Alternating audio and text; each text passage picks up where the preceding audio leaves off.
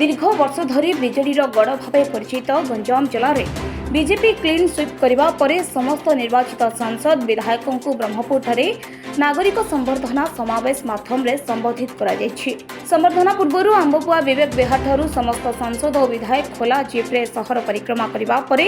हिलपाटना संस्कृति भवन में पहुंची शताधिक नेता और कर्मी एक विराट मोटरसाइकेल रैली में सहर परिक्रमा करने पर नागरिक संबर्धना समावेश आयोजित होता। ब्रह्मपुर सांसद डॉक्टर प्रदीप कुमार पाणिग्राही और आसिका सांसद अनिता शुभदर्शिनी,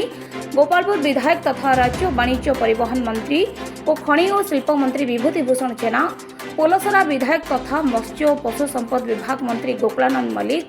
छत्रपुर विधायक कृष्णचंद्र नायक, खलिकोट विधायक पूर्णचंद्र सेठी, चिकटे विधायक मनोरंजन ध्यान सामंतरा,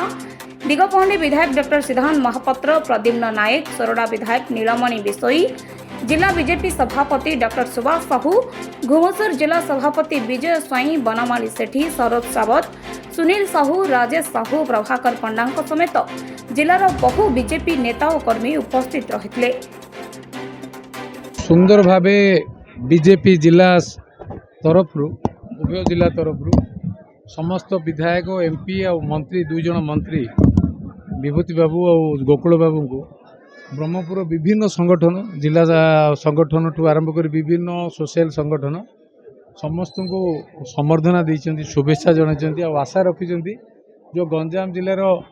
विभिन्न विषय रही बहुत मेमोरेंडम भी आसी तो विभिन्न विषय को लेकिन लोकंर बहुत आशा अच्छी लोक बदल सरकार को अब लक्ष्य भी रखिंट गंजाम जिला को एक समृद्धशील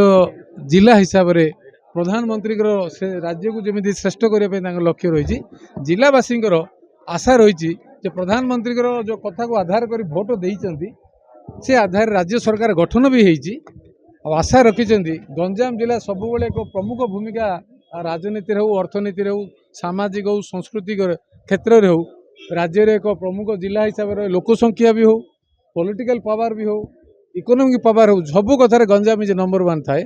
से नंबर 1 को जिला को बजई रखापी राज्य सरकार से भली जो दुई जन मंत्री भी आमर अच्छा आम समस्ते मिसी गंजाम जिलावासी आशा को आपण मान जरिया सहयोग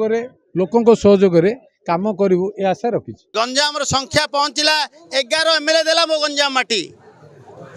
से आधार रे आज ओडिशा रे मध्य भारतीय जनता पार्टी सरकार आम निश्चित भाव आज धन्यवाद अर्पण करने को आसलु जनता को जो मैंने आमको विधायक रूपे बाछिले। आज संबर्धना सभा थिला मध्य पूरा आंबपुआ विवेक विहार आरंभ होता एवं संस्कृति भवन में सरी कवि सूर्य बलदेव रथंकर स्मारक प्रतिष्ठित संस्कृति भवन में मध्य समापन होता बहुत खुशी लगिला। आज नागरिक संबर्धना मिलला एवं आमे ऋणी नागरिक संबर्धना आम आसंता आगामी दिन में कार्य परिणत करी गंजाम माटीर ब्रह्मपुर माटीर उन्नति कल्पे समस्ते मिसिकी आमे समस्ते मिसिकी 11 एमएलए 2 एमपी आमे लड़ू। रिपोर्ट विप्लवी परिक्रमा।